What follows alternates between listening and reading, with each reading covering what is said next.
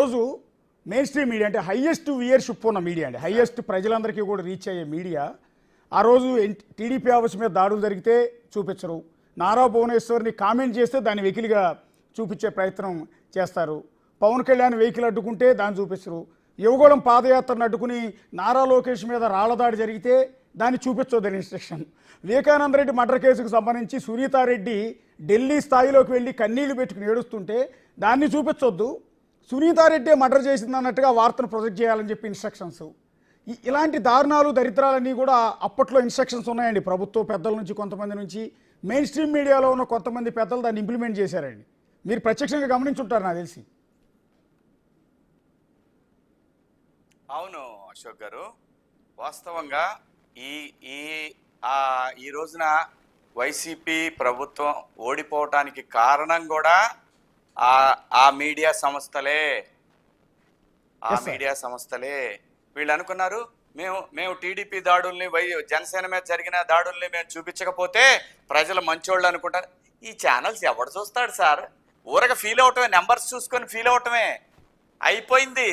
Social media మాత్రమే ఇప్పుడు ప్రతి ఒక్కటి చూశారు సోషల్ మీడియాలో.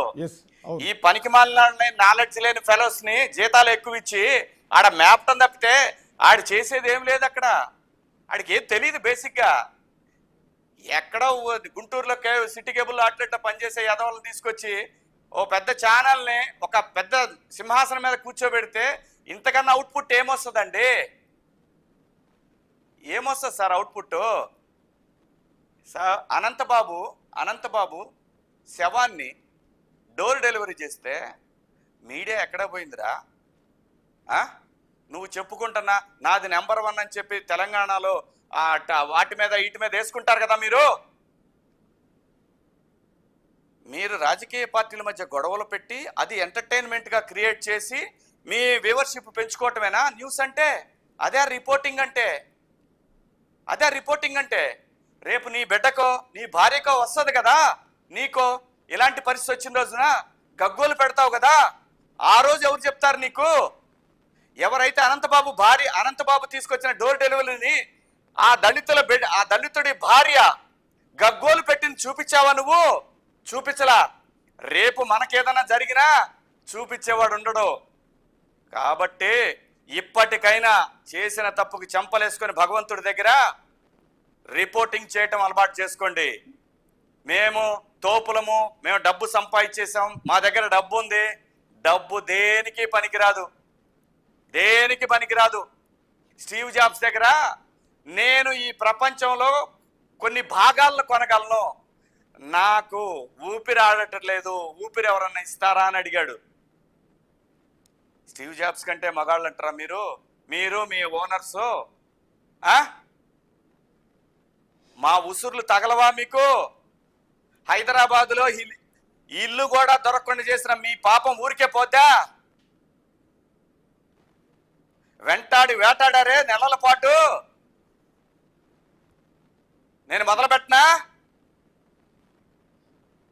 మీలాగా సంస్కారం లేనోడిని కాదు నేను ప్రజలు నాకు అన్నం పెట్టి నటుడిగా నాకు ఒక హోదానిచ్చినప్పుడు నా ప్రాంతానికి జరిగిన అన్యాయం మీద పోరాడానే తప్ప నేను పదవుల కోసమో ఇంకో దానికోసమో నేను ఎక్కడా వెంపర్లాడలేదు. నాకు సంస్కారం నేర్పింది నా కళామ తల్లి. నీకులాగా అన్నం పెట్టినోడి కడుపులో విషం పెట్టమని చెప్పలా. నాకు ఇంటికి పిలిచి బంగారు ప్లేట్లో భోజనాలు పెట్టి ఛానల్స్ రాయించుకోలా. పాపం పండట్లా ఓ పక్క నుంచి మీకు. అలా రేవంత్ రెడ్డి గారిని ఎంత ఏడిపించారా మీరంతా? ఏమైంది? కర్మ తిరిగి మీ దగ్గరికి రాలేదా? చంద్రబాబు నాయుడు గారిని ఒక పక్క కేసీఆర్, ఇంకో పక్క జగను, ఇంకా కొంతమంది వేటాడారు కదరా 5 సంవత్సరాల పాటు. ఏమన్నా దిగాడా? తగ్గాడా? ప్రజలు అండతోటే ఈరోజు దేశాన్ని శాసించే స్థాయికి నిలబెట్టారు ప్రజలు. అది మనిషి అంటే, అది నాయకత్వ లక్షణాలంటే, అది ఒక మెచ్యూర్డ్ మనిషి చేసే బిహేవియర్ అంటే. ప్రపంచంలో ఉన్న విలేకరులు ఆయన ఫోటోలు పెట్టుకొని ట్విట్టర్లో పెట్టుకుంటున్నారు. అది బ్రాండ్. నువ్వు నీ ఛానల్, నీ ఓనర్లు రాజకీయ అండ చూసుకొని, పోలీసుల అండలు చూసుకొని రెచ్చిపోతారా? ఇప్పుడు చేయాలనుకుంటే మాకు అవదా? మీలాగా సంస్కారం లేకుండా, లేదంటే డబ్బే పరమావధి, ఎవరి సంసారాలు నాశనం అయిపోయినా పర్వాలా, ప్రజలు నాశనం అయిపోయినా పర్వాలా, నేను నా పిల్లలు నా సంస్థలో బాగుంటే అనుకునే పరిస్థితులు లేవురా మాకు. ఒకటే జంట ఆంధ్రప్రదేశ్. మాకు ఇంత అవకాశం ఇచ్చిన ప్రజలు, మా అమరావతి, ఆంధ్రుల పౌరుషం. అమరావతి అనేది రాజధాని లేక, ఆ రాజధాని అనేది లేని రాష్ట్రంగా 5 సంవత్సరాల పాటు క్షోభ అనుభవించినటువంటి 6 కోట్ల ప్రజలు ఒక్కసారి గుద్దితే అడ్రస్ ప్రతిపక్షంగా లేకుండా పోయారు. దానికి కారణం హైదరాబాద్ లో కూర్చున్న మీ 3 మీడియా సంస్థలే. గుర్తుపెట్టుకోండి. నేను హైదరాబాద్ లో ఉన్న తెలుగు వాళ్ళకు కూడా విజ్ఞప్తి చేస్తున్నా, మిమ్మల్ని అర్థిస్తున్నా, ఆ ఛానల్స్ చూడకండి. సెటిలర్స్ ఎవరు ఆ ఛానల్స్ చూడకండి. 2 రాష్ట్రాల మీద విషం చింపారు. వీళ్ళ దగ్గర విషయం లేదు, రిపోర్టింగ్ చేసే తత్వం లేదు. కాంగ్రెస్ కి బీజేపీకి, బీజేపీకి బీఆర్ఎస్ కి, టీడీపీకి బీఆర్ఎస్ కి, బీఆర్ఎస్ కి జనసేనకి, జనసేనకి వైసీపీకి. ఇది వీళ్ళ గేమ్, మీడియా గేమ్. వీళ్ళకి రిపోర్టింగ్ చేయటం రాదు, ఎందుకంటే చదువుకున్న ఇంగితం లేదు. అప్పనంగా దోచుకున్నవన్నీ వచ్చి పడ్డాయి. రబ్బర్ చెప్పులు వేసుకుని టక్కు చేసుకునే ఎదవలకు ఏం తెలుస్తుందిరా?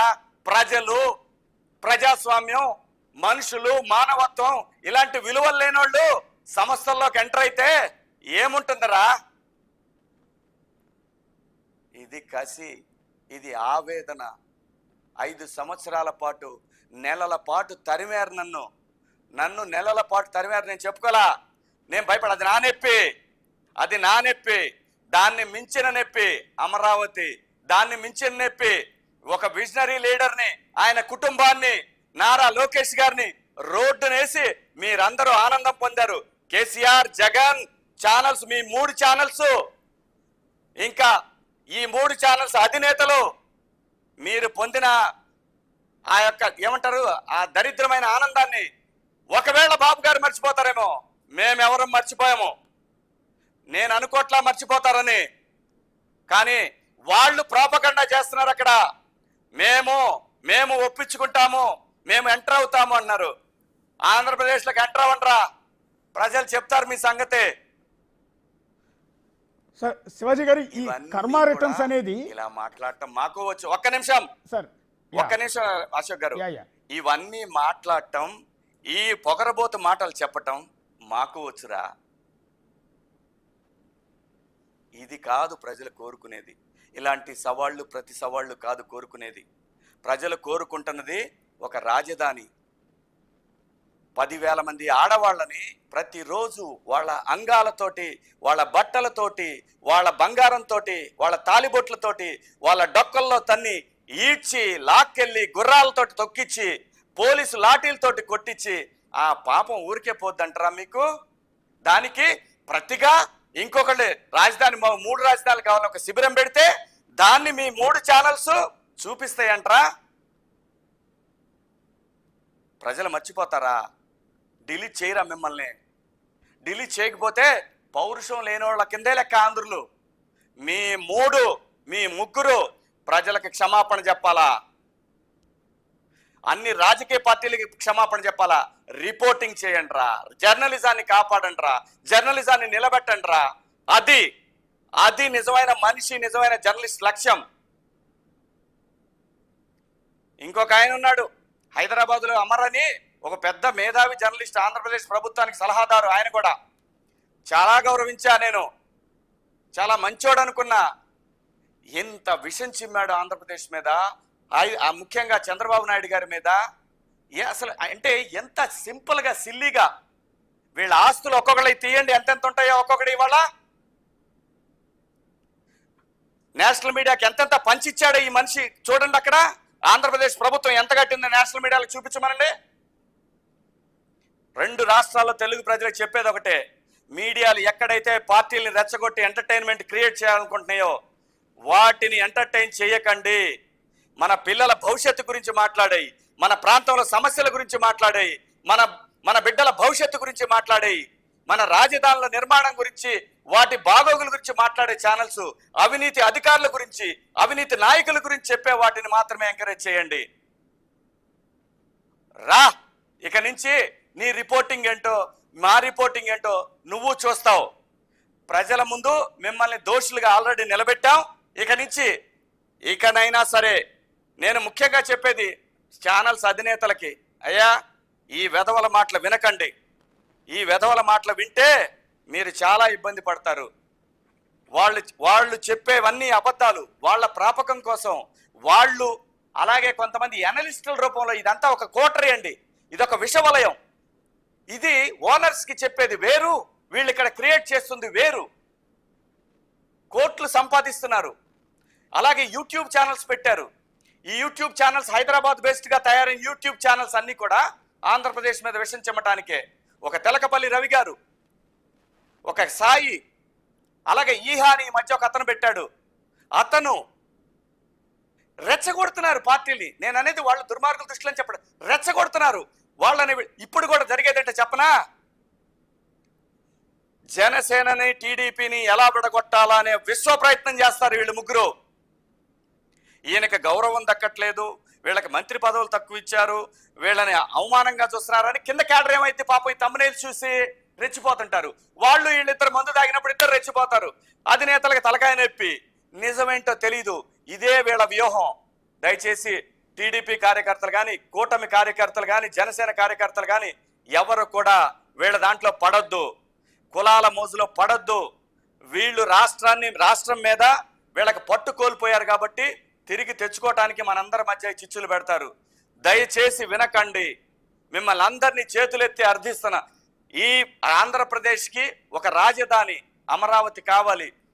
ఆంధ్రప్రదేశ్లో రాయలసీమ జిల్లాలకి నీళ్లు కావాలి, ఉత్తరాంధ్రకి నీళ్లు కావాలి, ఉద్యోగాలు కావాలి, పోలవరం కంప్లీట్ అవ్వాలి. ఇవన్నీ జరగాలంటే పోలవరం మీద దృష్టి పెట్టండి. పోలవరం ఎక్కడైనా అవినీతి జరిగితే బయట పెట్టండి. అలాగే రాష్ట్ర రాజధాని నిర్మాణంలో అవినీతి ఉంటే చెప్పండి. కింద స్థాయి వాళ్ళు ఎవరన్నా, అధికారులు ఎవరన్నా చేస్తుంటే చెప్పండి. కార్యకర్తలు మీ బాధ్యత ఇది. ఈ రోజున మనందరి బాధ్యత, ఒక పౌరుడిగా నా బాధ్యత, నా అమరావతి నా బాధ్యత. ఇది నా భావి తరాలకి, నా బిడ్డలకి, వాళ్ళ బిడ్డలకి అందించాల్సినటువంటి ఆస్తి ఇది.